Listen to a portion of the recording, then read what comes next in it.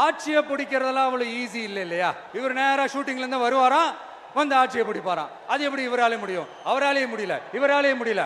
அவருக்கு அத்தனை வருஷம் ஆச்சு, இவராலே எப்படி முடியும்? ஒரு பக்கம் சில பேர் கட்சி ஆரம்பிச்ச உடனே இமாலய சாதனை சாதித்த போல பேசுறாங்க, டைலாக் பேசுறாங்க.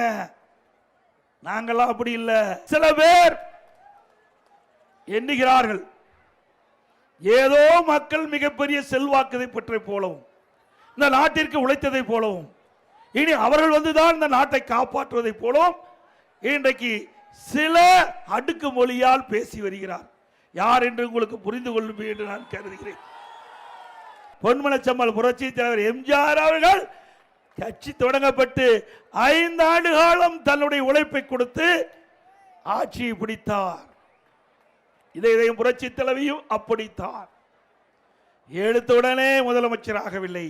பல ஆண்டு காலம் மக்களுக்கு உழைத்து மக்களுடைய நன்மதிப்பை பெற்று அதன் மூலமாகத்தான் நாட்டுடைய முதலமைச்சரானார்கள்.